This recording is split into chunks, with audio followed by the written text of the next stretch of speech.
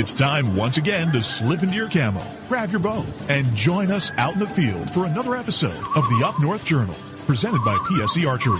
The Up North Journal crew is knocked and ready to rock for another exciting adventure. So let's step outside and hit the trail. Welcome back to another episode of the Up North Journal, everybody. I'm host Mike Adams, sitting in the cabin tonight with Dan DeFaw. Before we get started, we want to help you save some money. That's right, folks. Don't forget to use our promo codes to save that money. And let's start off with buckbaits.com. That's right, the brick and mortar store of Buck Baits down at Sterling Heights, Michigan at 15 and Dodge Park. Go over there. If you're on the website, buckbaits.com, use the promo code UNJ20. That will get you 20% off your order. For those of you who are looking for Easy Cut products, make sure you go to easycutproducts.com. And when you're there, use the UNJ promo code UNJ15 off to save 15% off your order. And let's not forget Lincoln Roan over at packermax.com. It's never too early, never too late to think about the Packer Max. Go on over to packermax.com, use the promo code UNJ25. That'll get you $25 off your order over at Packer Max Outdoors. For those of you looking for some new firearms and firearm products, make sure you go over to theislandarmory.com. While you're there shopping, use the promo code UNJ10 to save 10% off your order there. If you shot that bird of a lifetime and you want it mounted, don't forget Troublesome Creek Taxidermy. We've had them live on the show. We've talked to them. You want to get 10% off your order, go to Facebook, go to troublesome.creek.7, find their website. If you go to our website, UNJ, make sure to click on the button to download the form. You get 10% off over there using the code UNJ10. Looking for that game call, whether it be a squirrel, whether it be goose, duck, deer, make sure you go to JPO Game Calls. Look for them at jpogamecalls.com. And while you're there shopping, use the UNJ10 promo code to save 10% off your order. And Miller Deer Tracking, the man that seems to never sleep during deer season. Get 20% off your next deer tracking using the promo code UNJ20. Look for Miller Deer Tracking on Facebook or give him a call over at 810-240-4891. Looking for the hottest new plastics to take on the water, whether it be hard water or soft water? Make sure you go over to southernindianabaitco.com. While there, use the UNJ promo code UNJ10 to save 10% off your order. Deer Camp Coffee, folks. We drink it every night on the show. You want to try it? You can go to the brick and mortar store at 15 and Dodge Park at Deer Camp itself, or go to deercampcoffee.com. Also use our promo code UNJ10. You get 10% off your order. And don't forget, get a bag of the UNJ medium roast blend there as well. All right, Danny, where's our live view camera look from tonight?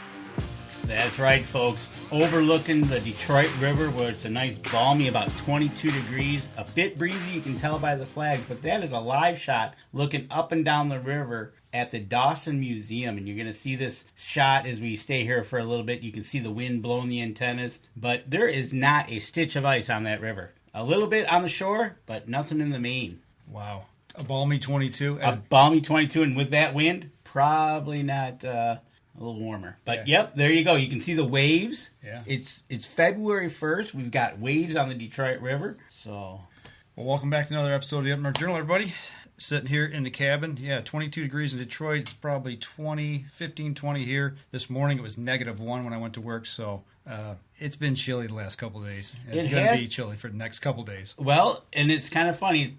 Friday is supposed to be really cold, but by Monday we're back almost to 40.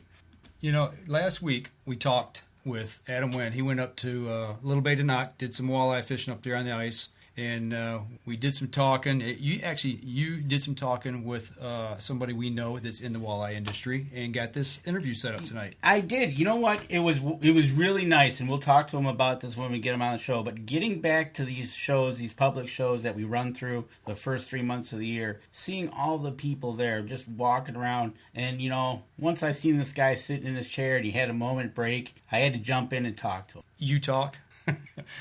Right? Well, you know what? We're going to get him on now. Lance Valentine from Teachin Fishin. Lance, I'm sorry you had to put up with him down at the show. I apologize. My fault. Well, you know, Mikey, the good thing was I didn't have a lot of time to sit in my chair and talk. So that's good. It worked out pretty good. We had just enough time to kind of chat real quick, get this set up, and then we were busy again. So, yeah, it's good to see you guys. Good to be back on. Yeah, I haven't seen you since Outdoor Rama last year. I think it was. You know what? And it's funny you mentioned that you didn't have time. I kind of agree because it was kind of shoulder to shoulder for that first big fishing show of the year. And yeah, it must have been nice where you were watching all the people walk by. You were there for every day. So, Well, Yeah, the show opened at 1:00 on Thursday, and at 1:05 our booth was full and busy, and guys buying stuff, and it didn't stop until 3:00 on Sunday. So it's nice. It's nice to get back into busy show season. And I'll tell you what, as somebody who survived 2020 and 2021 and 2022 as a small business owner, everybody at that show that made it through those 3 years and was there, we deserved a good show. We really deserve the kind of response and the kind of sales we got last week. So it was good to see. Absolutely. And as busy as you were at that show, you're busy tonight. You're joining us a couple hours early from 7:30 to 8:30. But after this, what are you having going on at 9 o'clock tonight? Yeah, so twice a month we do an informal chat that we call Coffee Hour Plus. Now, it started during COVID. I don't know if you guys caught any of it, but during COVID in 2020, I just walked over here and this studio looked completely different. It was just a storage room for our tackle. And I walked over here one morning and turned on my camera and said, I'm going stir crazy. I got to talk to somebody. And that turned into like 97 days in a row every morning of doing, we called it coffee hour because it was in the morning. And, when everything kind of started to get back to normal, we kind of enjoyed that informal chat with everybody. So twice a month we do that. And tonight at 9 o'clock, you can go to teachinfishin.com, scroll down a little bit, click on the coffee hour box on the website homepage. And tonight we're talking about rods. We're talking about rod power, rod action, rod flex, kind of how all those things kind of go together to make the perfect rod. But yeah, twice a month we do Coffee Hour Plus, usually at 8 o'clock. But this came up, and this was kind of cool. We kind of merged two together, and going to be a really cool night of, what is that going to be, 7:30 to 10 o'clock, so 2.5 hours of live stuff. Looking forward to it. You got a bathroom break in between the two shows. That's about it. I hope. If not, I'm wearing crappy sweats underneath the table. So have somebody fill your coffee for you and keep you going, man. There's no stopping. So that's awesome. But no, we appreciate you having you on. And I remember when back in COVID when you started that, I tuned in a couple, 2 or 3 times, and it was pretty cool. And I'm like, this guy's got it going on. It was nice to see something from the outdoors. Like Danny said, at that time we couldn't get into shows. Yep. For you guys, they weren't even allowing you to put a boat in. Couldn't go fishing. I lost the whole charter. I lost the whole charter season and a show season, and then for 2 years I used to do a lot of distributor shows in the fall for Motor Guide. I do 20-25 days of distributor shows. We lost all that. So my whole life based around after fishing is based around being on the road and educating people, and that just disappeared. I just couldn't take not talking to people about fishing. So we came over here one day. I set up a tripod, turned on my phone, and away you went. Coffee Hour was born, and it was. There were some days we had 500-600 people. That's cool. In the morning, and it turned into a whole new group of customers for us, as I'm going to call them, right? Whole new group of relationships, guys we never would have reached. And in a lot of states, most of our guys in Coffee Hour weren't from Michigan. They were from Iowa, Wisconsin, Minnesota, Indiana, Illinois, Pennsylvania, New York. So we picked up a whole new group of people that we could reach and connect with through that. Yeah. So we kind of turned a negative into a positive, and that's awesome. We do it twice a month, and then we just kind of keep on humping with it. You mentioned Iowa. I don't associate Iowa with walleye fishing. There's some great walleye fishing in Iowa. So fantastic. Right, exactly. And that's the benefit of what we do, right? We get the word out. You're not limited to maybe just that show, right? And they're only going to know you so far. But look, in COVID times, what you're able to do to reach a whole new market, a whole new. Actually, you were doing it in the morning, so with people being home, what else are they going to do, right? I was watching from work. I know. We had a very captive audience, right? Yeah. But tonight joining us also with yourself is UNJ Fishing's pro staffer Adam Wynn, who he does a lot of hard water ice fishing during now, but he also does walleye in the summer. So, bringing him on the show with you and then kind of letting him ask some questions of you. But before we do that, just give us a little background of how you got to be the Teachin Fishin guy now. So, as we were talking earlier, when I was a kid, we had a cabin up on the AuSauble River on the flies only stretch, about halfway between Grayling and Stefan's Bridge, and I fell in love with fishing, and not necessarily catching fish, I fell in love with the process of fishing, all of the thinking and understanding, when the bugs were going to hatch and understanding the weather and the wind. And my grandpa really kind of fostered that. And at the time, we'd go up there and spend the whole summer. My grandpa was retired, so it was my grandma, my grandpa, myself, my brother, my mom, and my dad would go back and forth, to work and then come up for the weekend. So I spent a lot of time with my grandfather, who absolutely loved the process of fishing, and passed that on to me. And being, 80 yards from some of the best trout fishing in the world, I never left the river. So I can remember telling him as an early teenager, saying, I'm going to make my living fishing. And he's like, yeah, go to school, get a job, then you retire. I'm like, no, you don't get it, right?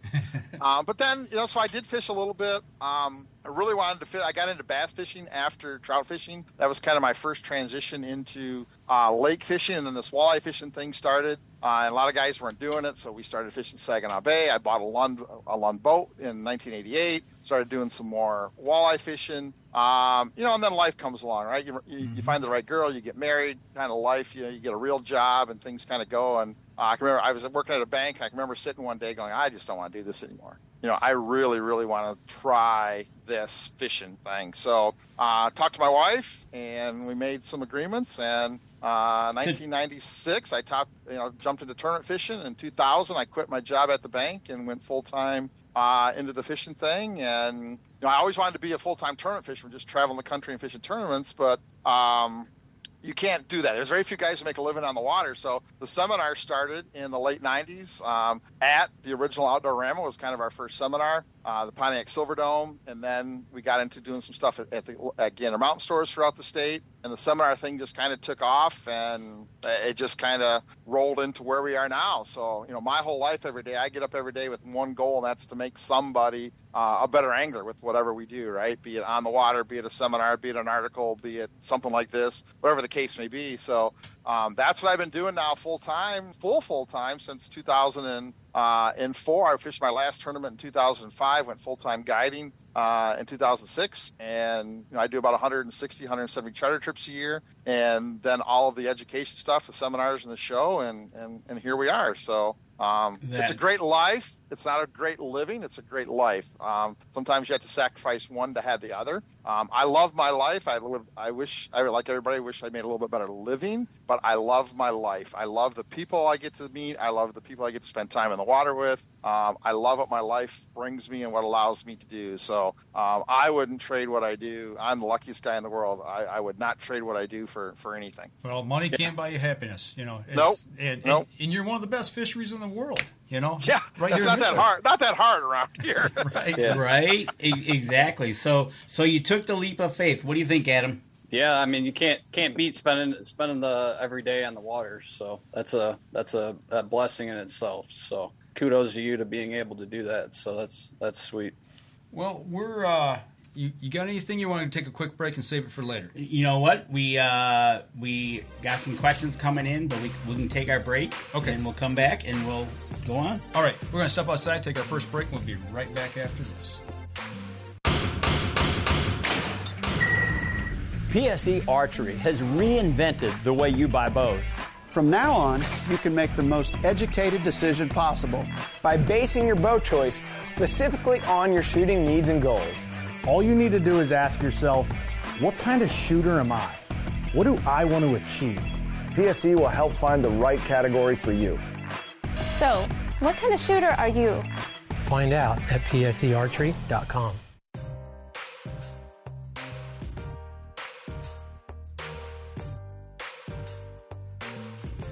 All right, welcome back. Second segment of the show. Sitting here talking to Lance Valentine, talking about walleye. We got Adam Wynn sitting over on the UNJ boat dock. Right, and once again, folks that are listening on the podcast, you're driving to work and you're like, what are they talking about? Kind of giggling and whatnot coming out of a break. You got to go watch the live. Go back to Facebook, watch the live feed, or catch us on YouTube when I post it over there, because there's things we talk about between the segments where you hear the billboards and everything that you won't hear. Usually I'm making fun of you. Usually, but sometimes you're making fun of me. But this time we're going to let Adam roll this segment. Adam, like I said, you see the questions, you can start there. We got a bunch of questions coming in here tonight. If you've got some other questions you want to talk to Lance, go right ahead. Absolutely, definitely do. Tammy's got a question in here. She says, what advice would you think is key for someone that has never fished for walleye? I think that is an awesome question, and I would tell you, if I had to go back and start, I was fortunate enough that I learned this from my grandfather. I think the biggest mistake people make when they start fishing, regardless what they're fishing for, is they worry too much about the fishing. They worry about rods and reels and line and lures. They worry about all that other crap. And none of that crap is important unless you know where to go fishing. So the first thing I would tell somebody that wants to learn how to catch a new species of fish or fish a new body of water or wants to get into fishing, I would tell you spend some time learning about the species that you're chasing. Where do they live? What do they need at different times of year? What do they eat? Where they're going to be? Because if you understand that, the presentation thing isn't that big of a deal. If you worry about all the lures first, you can have all that stuff, but if you don't put it in the right place, it doesn't matter. So my first encouragement would be find some good walleye fishing books, do some studying, read them over and over and over again. Go to some seminars that talk about some basic walleye fishing. Maybe bring a map of your favorite lake to a seminar and say, hey, this is where I usually fish. I want to learn how to catch walleye. Can you give me some spots that I should try? Start with understanding your target species first before you worry about all the other stuff. Speaking of going to seminars, just a shout out, you're going to be at Outdoorama giving seminars? Yeah. We'll be at Outdoorama. We'll have our booth there. So people can come by and say hi and ask any questions they have. And then we're always doing seminars, so I'm sure we'll be on the seminar stages for sure. Yeah, that's sweet. So do you mainly stick to just the Detroit River now, or do you do Saginaw Bay at all? Yeah, so I fish April and May on Detroit, and I usually start like the Thursday right before Memorial Day on Saginaw Bay. I'm up there until about the third weekend of August. I take a little break, and then I'm back I go to Lake Erie in Ohio, usually about October 20th. Okay. And I'm usually there till November, like the weekend before Thanksgiving. And then at that point, I'm done. I've done enough fishing. I don't care if I ever catch another fish. I'm done. I've had enough. Right. Then we take a little break. I see a lake map there of Mullet Lake. Do you do some fishing up there? Yeah, I try to get up there every once in a while. It's one of my favorite inland lakes. Actually, Burt has become a much better walleye lake than Mullet has. But yeah, that's a great place to fish. It's a little tricky because the water's a little bit deeper, and there is a lot of places for fish to kind of hang out. But yeah, that's one of the best bodies of water we have here in the state of Michigan. Is Burt and Mullet. Up there, you take Burt and Mullet, you take Houghton Lake, you take Hubbard Lake. You take those four for the up north crowd, and you've got four of the best walleye fishers we have in the state here that are non-Great Lakes. You don't need a big boat. You don't have to worry about weather most of the time. Those are four great walleye fisheries that people can take advantage of out of a small rig. Yeah, absolutely. Mullet Lake's a great lake. I ice fish it a lot. I've been ice fishing it pretty hard for the last couple of years. So Mullet Lake is definitely a good walleye lake for sure absolutely. In Michigan. So when you're on the Detroit River, do you guys ever pick up any sturgeon or anything out there? Yeah, we usually catch 5 or 6 sturgeon a year. Okay. We hook a lot more than that, but most of the sturgeon that you land or most of the sturgeon that you hook are either hooked on the top of the head or a lot of them get underneath the dorsal fin. Okay. Or underneath the pec fin. So you get them right here, and you can't control them. You can't do anything with them. Every once in a while you get lucky and you get them. They either eat your jig, which very rarely happens, or you get them down by the mouth, and you can kind of control them and steer them. But if you get them on the top of the head, or, I've had them hooked on the back fin before, or you get them underneath the pec fin, it's just going to be, the whole goal at that point is to not lose all your fishing line. Right. That's kind of the goal. Yeah, absolutely. Just don't get spooled. Yeah, but exactly. yeah, and then more and more every year. Obviously, they've done a lot of work there on Detroit River, create artificial spawning areas. So that is the one place that the Great Lakes sturgeon is actually making a comeback. They found out that the area, especially around the top of Fighting Island, is the main spawning area. So they're doing a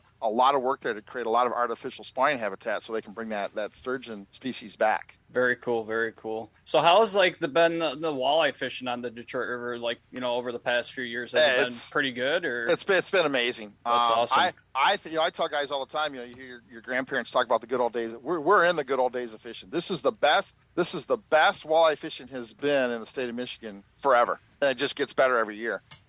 Saginaw Bay is on fire.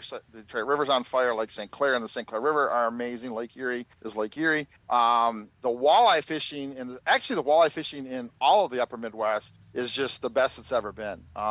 I think part of that is not only water quality and the amount of fish we have and the conservation efforts that people have started to make the last 20, 30 years, but I think anglers are better, right? Most anglers know how to use their sonar. most anglers know how to find fish. Most anglers know how to catch fish. Most anglers, the skill level of anglers has exponentially rose over the years. So I'm not so sure that there's, there's obviously more fish, and the netting surveys tell us that, but I think that we are much more proficient at catching fish. So obviously the catch rates go up, and it looks like everybody's catching more fish, probably catching the same as we used to, but there's more people doing it. So which is good. The more people out there catching fish, the better it is for for everybody, for the business as a whole, and for everybody fishing. Yep, absolutely. I mean, that's like up on Saginaw Bay. I mean, they bumped that limit up to 8, and bumped the size down and everything. So yeah, I think this is our 6th or 7th summer that we're 8 fish at 13 inches, which sucks for a charter captain. Yeah, because on my Angler Crest pontoon, I get 6 people, so their expectation is 48. Right. So 48 fish. We leave the dock at 7. We get back to the dock at noon. There's usually a half-hour travel to our spot both ways. That's 4 hours to catch 48 fish. That's one fish over the rail every 5 minutes. Yeah, that's a lot of fish on the boat for sure. That's a tough task. Now it happens a lot of days, and then the worst part is that means there's 48 fish on the fish cleaning table. So it means my lunch break gets kind of squashed because we spend half of it cleaning fish. But hey, you know what? It is what it is. If that's why people come, I'm all for it. Yeah, Saginaw Bay is always a blast. It's always a great time out there fishing. So do you ever go up to the UP, like Little Bay to Knock or any of that? No, I fished all those places when I was tournament fishing. Okay. I fished as a tournament pro from 96 until 2005. Okay. So 11, 12 years or whatever that is, 12 seasons. Most of that on the professional walleye trail. So I tell guys all the time, I have fished every walleye spot you've heard of, from Buffalo, New York to Fort Peck, Montana in the west, from the top of Lake of the Woods in Kenora, Ontario, all the way south to Bull Shoals, Arkansas. Any place you've heard of in that parameter, I fished it. So I've been to all these amazing walleye waters, throughout the country, and some of them are amazing. Nothing to what we have here, but each little lake holds its own little kind of fun thing to do. I like to live bait rig.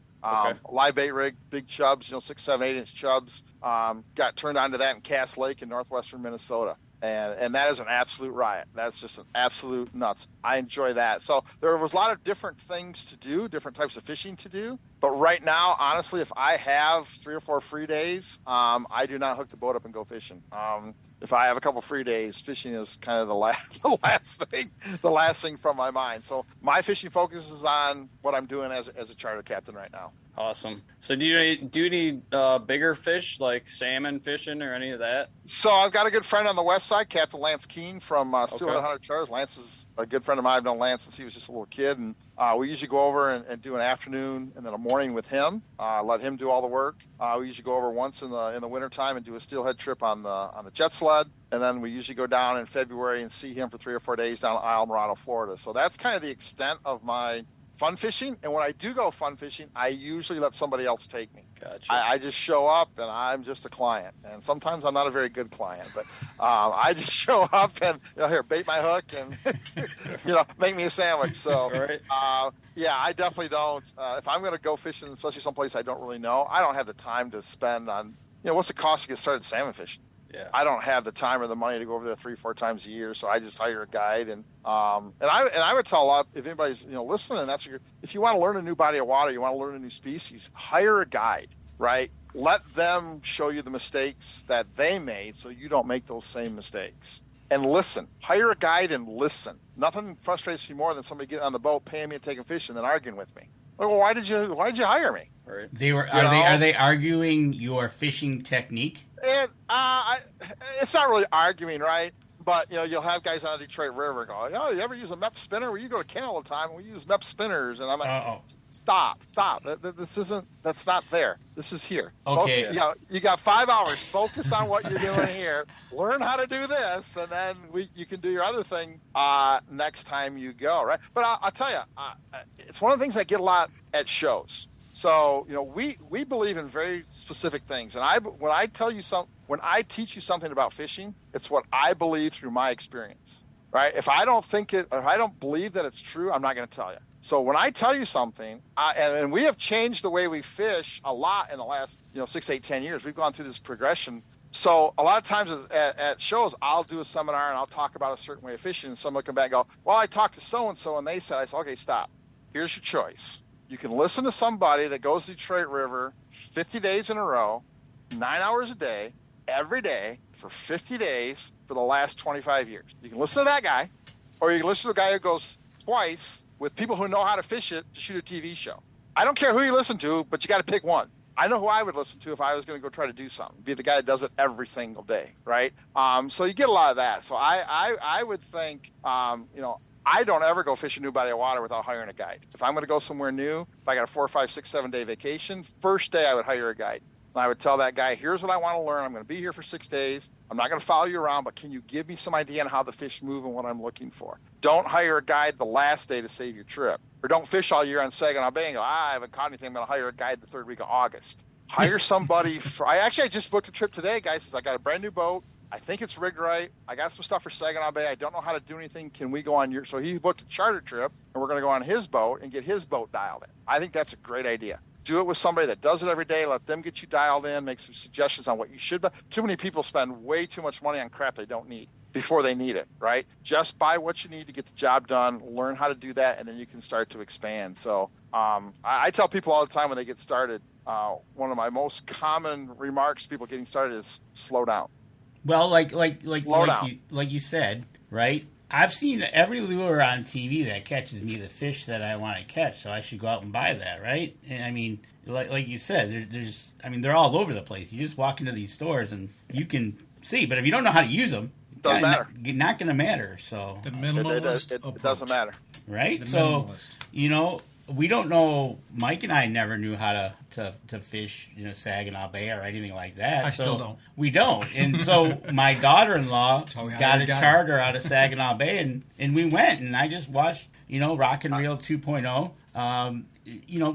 Like you said, I let him do the work. Like yep. But it's just one of those things. It start like you said, Mike, a minimalist. Just get somebody that knows. Yeah.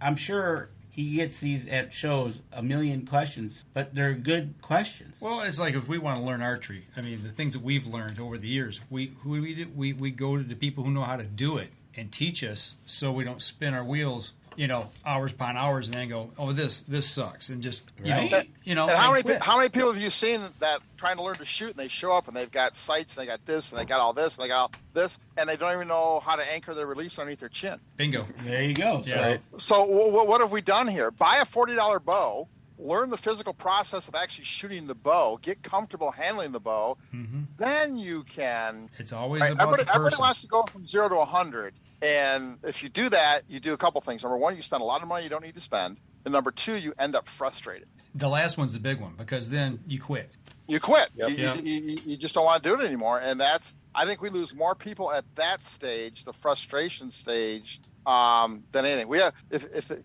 folks go to our website teachinfishin.com and click on the public courses, we have a course that's called The Evolution of an Angler. What? And it talks about how people go through this process of starting out, moving through the process, and at one point they become what I call the stuff guy, somebody who's got to have everything, right? I just got to buy it, and then you kind of progress from there. So go check that out. That's a pretty good seminar that we did that I think will kind of help people kind of understand where they are and where they need to slow down as they're trying to learn how to fish. And as you're talking about that, I was scrolling through your website that Lance Valentine. TeachinFishin.com. Go to TeachinFishin.com, not LanceValentine.com. Go to TeachinFishin.com. That's right. Go to TeachinFishin.com. We were showing it as you were talking about it, so everybody kind of sees the landing page. That's my site. Go to TeachinFishin.com. That's where I'm at. And then go back to the home page. So you're on the charter page. So just type in TeachinFishin.com with no G's. Right. And it should bring you up to the website. There you go, Dan. There we go. See? Public courses. There you go. He found it. If you go to the public courses, click on that. That's all that stuff that everybody can view for free. And if you go through that, there's a seminar there called The Evolution of an Angler. No, how do you end up there every time? No, I'm there. The 5 keys. Yeah, there you go, right there. The Evolution of an Angler. There you go. Right there. So on the right-hand side of the top row there, public courses. And then, Evolution of an Angler it's a fun seminar, and it just kind of talks about that process that we all go through. We all go through it with hunting. We all go through it with fishing. We all go through it with any sport that we get into. We start out as knowing nothing. Then we try to learn, and then we're happy just to catch something. We don't really care what it is, right? And then we become enamored. We become the stuff guy. We got to buy everything. And then we become somebody who can catch fish in one lake, one certain time of year on one lure, and we think we're great. And it's that whole process of how you go through that evolution of an angler and kind of where you get stuck. And and you may be the best walleye angler in the world, but when you start out smallmouth bass fishing for the first time, you got to go back to the start because you're starting that whole process all over again. So I tell people a lot of times when they come to a show or seminar and start asking a lot of questions, the first thing I tell them to do is slow down. Pick one thing this year. Where are you going to fish mostly? I'm going to fish Saginaw Bay in July and August. Good. Don't ever fish any deeper than 15 feet of water. Buy 6 different colors of flicker shad 7s, 2 colors of flicker shad 5s, and some flicker minnow 7s. Buy a couple planer boards, put them out, drive around at 3 mile an hour in less than 15 feet of water. I promise you'll catch something. Don't make it any harder. Well, what about spoons? What about lead cards? Stop. Just stop. Just buy 4 rods, 2 for each side. Go fish, and then learn. Then you can start to add that other stuff. Keep it simple. Yep. Keep it simple. Keep it simple. Yep. That's how it even is, ice fishing. Keep it simple. It goes a long way. So don't make it complex. There you go, folks. We're going to keep it simple. We're going to keep it simple. We're going to go into our next break here. And when we come back, we're going to talk to Lance about some of the new stuff that he has. Well, if he's got any left from what we found out. But we'll be back right after this. All right, we're going to step outside and take our next break. We'll be right back after this. PSE Archery has always dominated the speed category. Now, the most revolutionary cam system ever to hit the market has perfected the shooting experience. Introducing PSE's Evolve Cam System, featuring extremely high let-off capabilities and the smoothest draw cycle in history. No other cam system has ever delivered this level of total comfort and total control. Experience PSE. Experience performance. Welcome back. Third segment of the show, and we've been covering all kinds of stuff. But the biggest thing I've learned so far, keep it simple. Right, keep it simple. Concentrate on one thing. You want to get into fishing different species, like Lance says, keep it simple. Adam said it, keep it simple. Theory is, keep it simple till you kind of know. Mm-hmm. When you go out, you think you've watched every TV show, but until you do it, try it, So, but Adam, what do you got there? Yeah, we got a lot of questions coming in. One of the questions is, how many lines do you put out per person, and do you use planer boards? So when I'm trolling on Saginaw Bay or anywhere in Michigan, it's 3 rods per person. So my normal setup I have a 24-foot Angler Quest tri-tune pontoon that's designed for fishing, right? It's designed for trolling specifically. And our normal setup is 7 offshore planer boards on the side and 1 down rod on the corner. So that's 16 rods. 16 rods is our normal. 16 rods is our normal everyday setup when we're trolling the bay. Lake Erie in the fall, we may back it off because the fish are bigger and it takes a little longer to get fish in, and you're fishing a little bit deeper, so there is more line out, there is more stuff going on. Our normal setup is usually 4 offshore boards on the side and a down rod, but I try to maximize. If I've got 3 people in the boat, we're going to get 9 rods in the water. If I got 4 people in the boat, we're going to get 12 rods in the water, because why miss an opportunity to catch fish, right? So I think you need to learn how to get all the rods out that you can get out, and obviously planer boards make that a whole lot easier, but don't forget those rods on the corners. There are someday those rods on the corners catch more fish than anything else that we do. And a lot of days on Saginaw Bay, we may only be fishing 8, 9, 10, 11 feet of water, and we may have a jet diver or a offshore tadpole on, and that lure is literally 11 feet of line from the tip of the rod. And that tip of the rod is, 3 feet forward to the back of the boat or 2 feet forward to the back of the boat, hitting the surface of the water. So that lure is you can literally see the lure some days. And fish will come up and they'll smack it. And there's days that those 2 down rods will outfish the board rods exponentially. Yeah, so that's like even ice fishing. Sometimes your dead stick rods and tip ups or outfish your jigging rods. So. Don't hesitate to use those down rods, but maximize how much. Once you get comfortable setting a spread and moving lures around, don't ever leave a rod in the boat that you could have in the water. Yep, absolutely. Always maximize your lines for sure. Another question that came in was, what was your biggest catch and ever catch a tagged fish? I've caught lots of tag fish. I don't have my keychain with me. I actually have them on my keychain. My keychain is hung up on the back of the door. I've got, I think as of right now, 11 tagged walleye and 3 tagged trout. So I've got 14 tags. But Saginaw Bay is one of the primary places they tag fish. So you fish the Saginaw River, Saginaw Bay a lot, you're probably going to run into a tagged fish. A couple down on Lake Erie, 2 on Detroit River. Biggest walleye I've ever landed personally was 14.18. That was a Lake Erie fish in April. The biggest fish that I've ever been part of, I netted a 15.3 for a guy on Lake Erie a couple years ago in the fall. So I'm a pretty detailed record keeper. I'm sitting right now about 118, 120 fish over 12 pounds. I've caught a lot of fish over 12 pounds. And look, just because I get a chance to fish a lot in the right place. That has nothing to do with being a good angler. It's just I spend a lot of time fishing where a lot of big fish are at the right time of year. So that and I can't tell you how many hundreds of fish over 10 pounds. Again, just because I've been doing this for 30 years and I fish in some of the best places at the best times for big fish. So the 14.18 was actually caught in a tournament. Unfortunately, the day was canceled because of wind and it didn't count. But speaking of the right place at the right time, there's a question here that's asking, if you could only fish the Detroit River 1 week out of the year, when would it be? Simple. So again, I'm a very, very detailed record keeper. I record everything that happens. I've been doing that since I was a little kid. My grandpa taught me that when I was 7. I've got fishing journals back from when I was a little kid. Without question, the best time every year to catch big fish on the Detroit River is April 10th or April 20th, with a concentration from about the 12th to the 16th. That's pretty detailed. Here's where people get messed up, right? Everybody's going to get this big thing this year. Oh, we're going to have an early spring. It doesn't matter. It does not matter. Water temperature is about the 3rd or 4th most important factor in walleye spawning. The most important factor on when walleye are going to spawn, there's 2 things: moon phase and length of day. And I don't care, if you're a deer hunter, you understand this, right? I don't care if April 15th is 20 below zero and the ice went off yesterday, or it's 90 degrees and the ice never came on this winter. The length of daylight on April 15th is always the same. And the amount of daylight and the moon phase is much more important and triggers exponentially more spawning activity than temperature ever does. So that's where that window falls in Detroit, 10th to the 20th of April, with a concentration around the 12th to the 16th, 12th to the 17th. Nature drives it. Well, it has a common theme there, right? Yeah.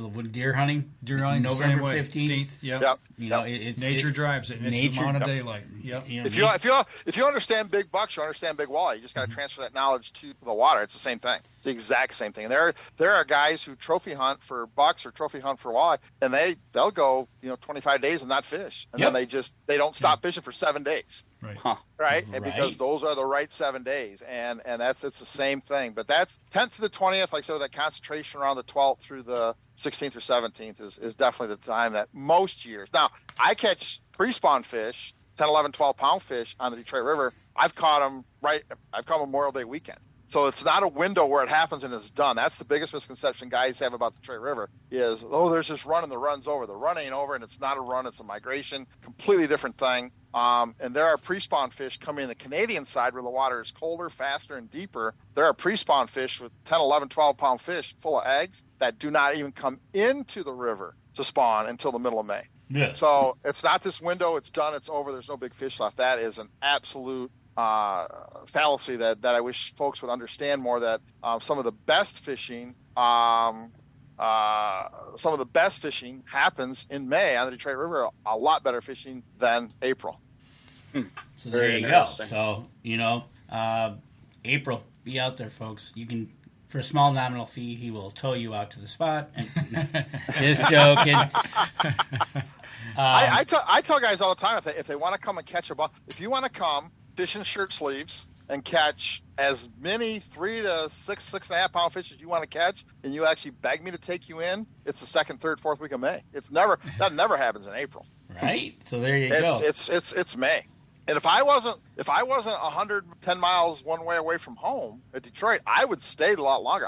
I'd fish Detroit River up until probably Father's Day, because the fishing stays great until Father's Day. But after I've been there for 50 days and haven't been home in 50 days, number one, I run out of underwear. So at some point I got to go home and do some laundry. Number two, I kind of, start to miss home and miss my wife, and she doesn't miss me, but I miss her. And so, but if I live closer to the Detroit River, I don't know that I would ever take my boat out of my slip. I was down there in September helping a buddy pre-fish for a bass tournament, and we spent 2 days down there, and I caught more 4, 5, 6 pound walleye in September than I catch a lot of days in April, along with some 4, 5, 6 pound smallmouth and a couple big largemouth and a big giant muskie. The Detroit River never stops. It never, ever stops being a great river to fish for anything you want to fish for. That's awesome. So you're far enough away that it's more advantageous for you to stay on location. Oh, yeah. I'm an hour and a half drive each way. Gotcha. Cost of gas. Everything. Especially now, right? Time on the road when you could be down there fishing, having to get up earlier. And that's what I do, right? I go down there, and my job, I have one job. My job is to,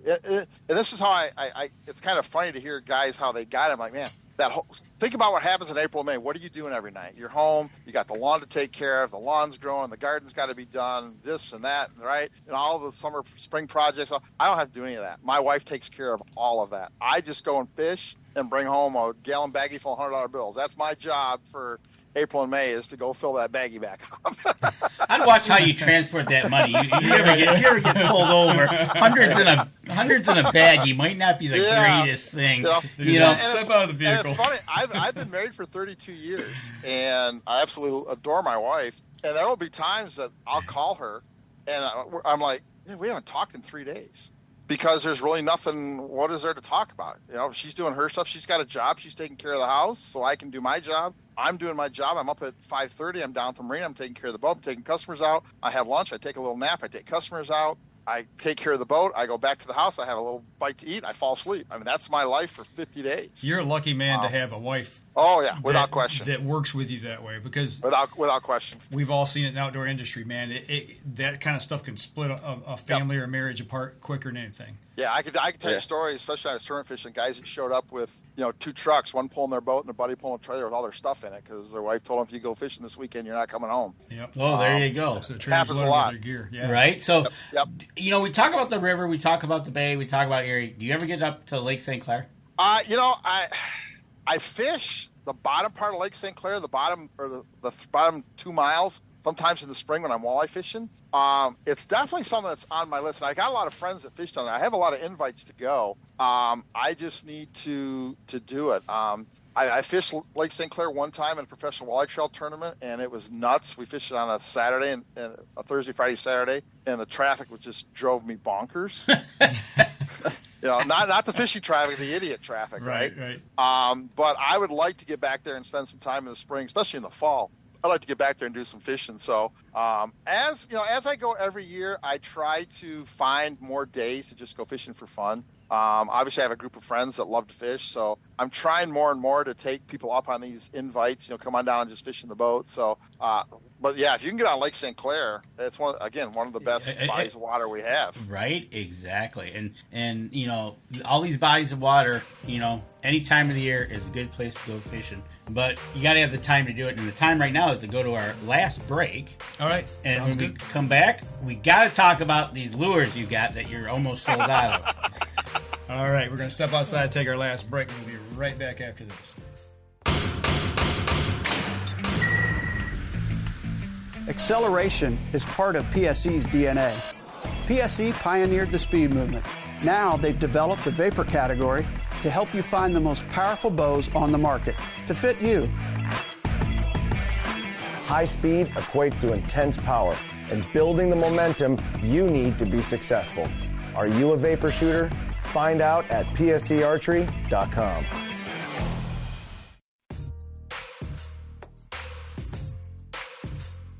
We are back for our last segment, right? It went quick, man. I tell you what, it doesn't get any quicker when, like we were talking in the break. But you're not going to hear it on the podcast. Check out our live Facebook feed or check out the YouTube to see what we talk about in the breaks that you can see live on Facebook. And speaking live on Facebook, Lance, we got about 45 minutes or so, and then you're going to go from one live show here at Up North Journal to your own live show. Why don't you tell everybody about it? So we'll be live over at teachinfishin.com for our Coffee Hour Plus. Tonight we're talking about rods, talking about rod action, rod power, rod length. We're going to talk about what all those things actually mean and how to apply it to walleye fishing. Guys can go right to the teachinfishin.com website. On the homepage, scroll down to the box that says Coffee Hour Plus. Click on that, and you'll be able to find the live stream for our Coffee Hour Plus, and we will be live at 9 o'clock tonight. Can't beat that. There you go. Yep. So everybody that has been nice enough to come visit us over here on Facebook, take a little break, get a little nighttime bite to eat, go over to see Lance and listen to what he's got to say. Yeah. I don't know if I want to have coffee hour at 9 o'clock at night. We're thinking we got to change the name, but right. But Adam, you got a question for Lance? Yeah, Mark got a question in here in chat. He said, after being away 50 days, how do you reacclimate yourself to living back at home? Does it take a few days?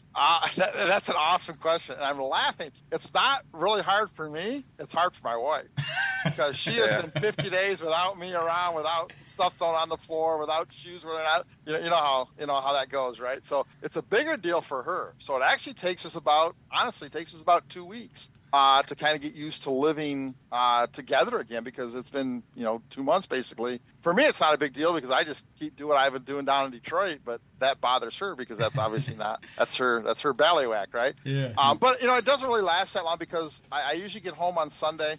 I usually get home on Monday from Detroit, take Tuesday off, take the go up to. I usually have somebody dump my Angler Quest pontoon into my slip at Limited Beach Marina as I'm still in Detroit. So I'm home on Monday. Take Tuesday off, kind of repack, reorganize, get rolling. Wednesday, I go up to the boat on the bay, take a little spin around. Friday is my day to fix stuff, or Thursday is my day to fix stuff, and then that Friday I'm guiding. So, Saginaw Bay is close enough. It's about a 42-mile or about a 42-minute round trip to get up and back. So I usually go up in the morning, do my 2 charters, and come home. If I get 3 or 4 days in a row of that, I will stay at a buddy's house or I'll get a hotel. But I'm just kind of, even though I'm home, I'm kind of a vagabond until the end of August. So I'm in and out, and sometimes gone for 3, 4, 5 days at a time. But yeah, Mark, it's definitely takes about a week to kind of get acclimated to being back together, right? To share everything that you do and you don't have anybody else to worry about or no responsibility, right? And then my wife has the house exactly the way she wants it, and there's not crap thrown all over, and all of a sudden these two worlds collide again. I think that takes a better woman than let me go fishing and let me come home. I think that's the bigger part of it. How long does it take before she says, "When are you going back fishing again?" About 4 days. About 4 days. I get a lot of friends, and she's like, "Hey, can you take him somewhere? He's been home for 5 days. He needs to go." That's good stuff. She tells everybody that's how we stayed married so long. People go, how can you stand it when he's gone that much? And she goes, that's why we're married. Because he's gone a lot. So. Right, and it's just one of those things. You got to count your blessings and go from there. But what about these lures that you showed me at you told me about them. You're selling them out. Yeah. Let's talk about them so we can let the people know about them. So obviously Detroit River is vertical jigging, right? That's how 90% of the fish are caught on the Detroit River. But most of the people that fish Detroit River, and again, I'm always leery about saying some of these things because we live in a place where you can do everything wrong and still catch fish because there are so many fish and the fishing is so darn good, right? But anytime you're fishing, let me back up. I just wrote an article today about jigs, about jig heads. And the first thing I say is this: I don't care what you're fishing for with a jig. I don't care if you're vertical jigging in rivers. I don't care if you're slip bobber fishing for crappies. I don't care if you're throwing jigs for smallmouth bass on Lake St. Clair. I don't care if you're throwing big jigs for pike or lake trout. Doesn't matter. There is never a situation where a round ball jig or a jig that looks like a round ball should ever be your first choice. They should all be thrown in the bottom of the river, all melted down. You should never, ever buy a jig that looks like a round ball, ever. They're terrible. They twist, they turn, they lay on the bottom. You don't know which way they're going to fall. So about 15 years ago, we designed this jig, which we called a thump jig. Pointed nose, a lot of the weight on the back of the jig. So what happens, and this is not a mold you can go buy. It's a design that we worked on for 6 months to get right. And what happens with this is the nose is pointed, obviously, so it goes into the current, doesn't spin, and the water goes over it, and the water goes over top of these, we call them cheeks, and it actually pushes the jig down. So this jig fishes heavier than it weighs, and it actually stays straight in the current, and it's easier to keep vertical. Problem we had with this is we built it with like most jigs are, with a lead collar. Well, that splits plastics. You put soft plastics on here, some of the plastics will split, and then you're kind of in trouble, right? So we went back to the drawing board. We got a hold of the guys at 2K Jigs, one of the biggest jig manufacturers in the country over on the west side of the state, and we kind of spent some time together. And we came up with this, which is we call it the definitive walleye jig, the definitive river jig. So what we did, we took that lead off of the collar and we replaced it with two metal barbs. So you can put small plastics on here. They're not going to split. They hold on better. So we've eliminated that problem. The problem is now you take all that lead off here. You got to put that lead somewhere to make this jig weigh the same amount, right? So the guys worked really hard. They put the lead in the bottom. And what it did is it made the nose pointier. So it points in the current and cuts the current better. And it made the cheeks a little more pronounced. So now it actually pushes down and stays vertical better than our old jig did. And one of the results of this, and this is why working with a master jig maker was so cool, a little happy, I call it a Bob Ross happy accident. Remember Bob Ross? He used to be on PBS doing the pain, right? There's never make a mistake. It's a happy accident. And what happened was when this got all done and got all finished and we fixed the mold and got it all done, this jig now, when it hits the bottom, sits straight up. I don't know if you can see that. It does not roll over. So that hook is always facing up. It's never rolling over. Round ball jig hits the bottom. You have no idea where it's going to go. You don't have any idea if the jig is going to be down, if it's going to be outside, if it's going to hit this way. You have no clue. So a jig that's designed properly stays vertical, doesn't spin, doesn't cause line twists, makes it easier to feel the bottom, and prevents you from getting snagged. So we knew it was going to be a hit. We knew it was going to be a big deal. We didn't know we were going to sell out at the Novi show. And we literally sold 1,000 packs of jigs. So we took 1,000 packs of jigs and we came home with 12, I think. So we thought we had enough jigs for the Novi show and Outdoorama. We didn't even get through the Novi show. We were out of most sizes and colors. We went with 2 sizes, 3/4, 1 ounce. 6 different colors, and we were out of most of our 1 ounce and the top selling colors in 3/4. We were out by lunch on Saturday. Are you going to be restocked for Outdoorama? They're making jigs right now. So they're making jigs right now for Outdoorama. We've got another production scheduled for during Outdoorama that's going to get us to the Grand Rapids show, and then another production scheduled for late February that we'll be able to stock the web store, and guys will be able to get them on the website starting in middle of March. There you go. So, folks, if you're listening, get to the next show so you can get them. Make sure you're there early, it sounds like, if you're going to be sold out by Saturday. And absolutely. And, you know what? Get your favorite color. I'm hearing pink is your favorite color. TD pink. I think you're going to rename it for us. Yeah. Actually, you know, it's funny. I love pink in clear water. It's one of my first. When the water gets really, really clear, I like blue and I like pink in clear water, any clear water situation. And that's one of my favorite crappie colors. If I'm crappie fishing, my jig or body probably has pink on it somewhere. Pink catches a lot of crappies. There you go. So I do like crappie. Mike, you got a question? Yeah, I got a couple questions before we kind of wrap up here. I was on Facebook a couple weeks back, maybe last week, and you were talking about superstitions. Is it true that you if you put the wrong boot on first, you'll back out and then you redress again? Explain that. This comes from my hockey days. I am a 100% left side first guy. Okay, me too. And I got to a situation. We were talking about this. I got in a situation where I'm talking and my clients are down. I go down to the marina in street clothes. Okay. And I completely go down to skivvies and I completely put on all my stuff down at the marina.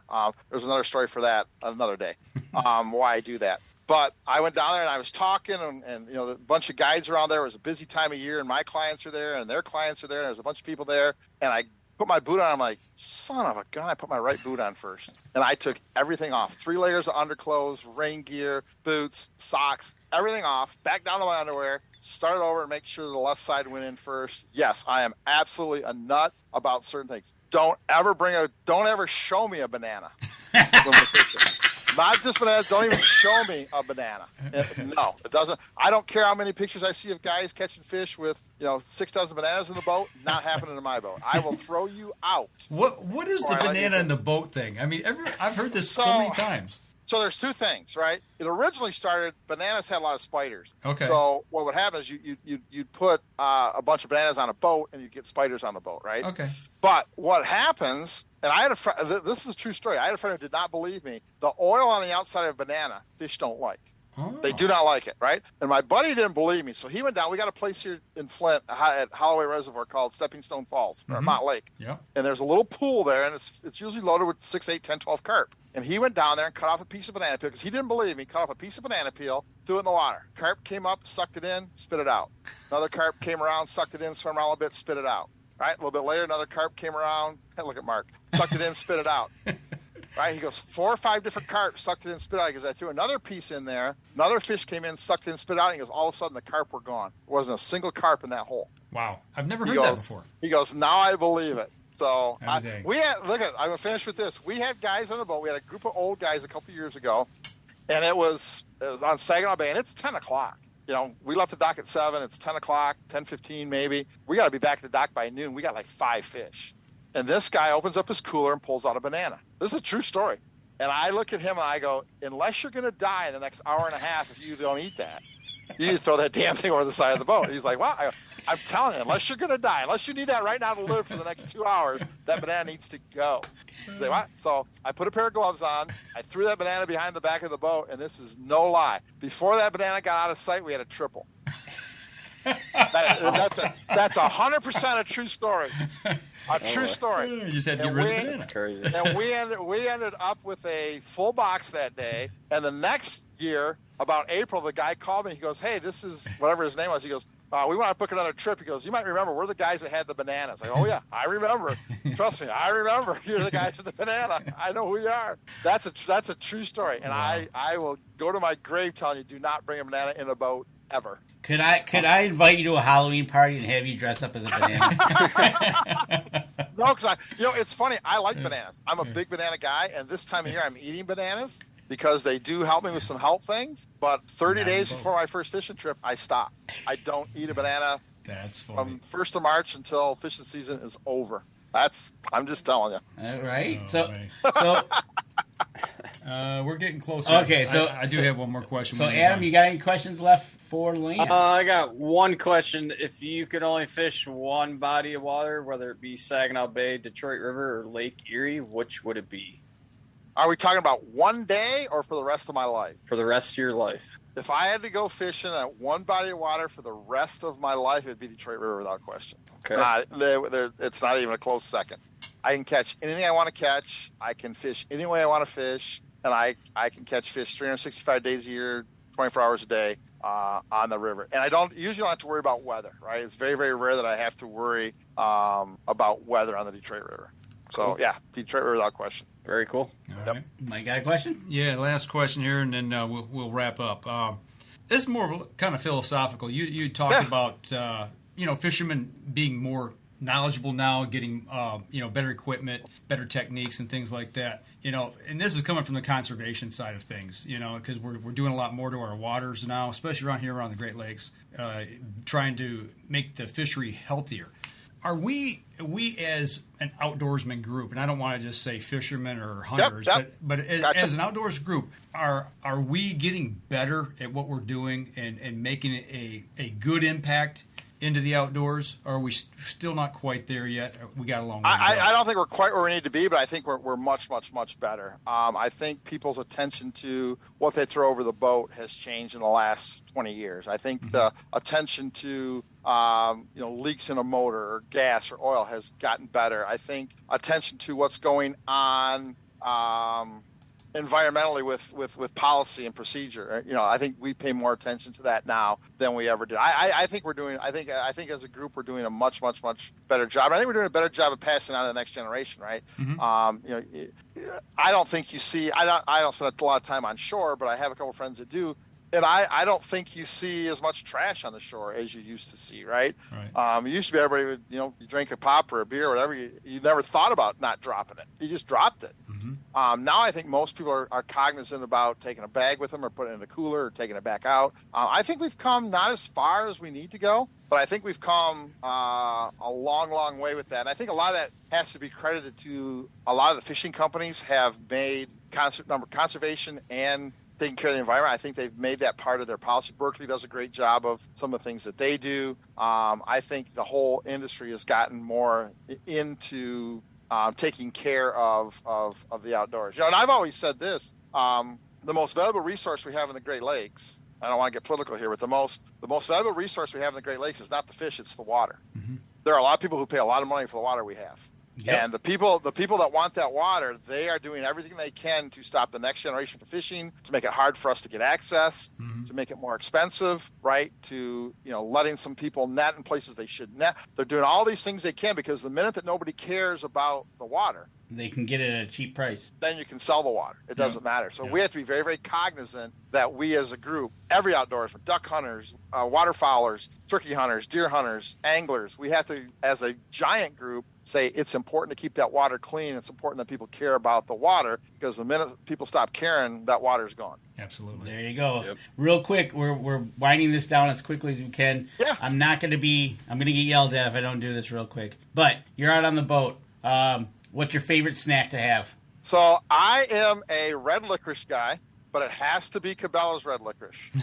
Oh, really? It has to come from Cabela's. So my first trip down to Detroit, I'll take a little veer over, and I'll buy 8 or 10 bags of licorice from. I'm a big red licorice guy, and I'm a big cashew guy. All right. I like cashews. Cashews and licorice. Cashews and red licorice from Cabela's. It can't be Twizzlers or any of that crap. It has to be the Cabela's red licorice, and it has to be cashew nuts. Not just any nuts. It has to be cashews. All right. So you're traveling. You're headed over to Chesterfield, pick up your Twizzlers. Not.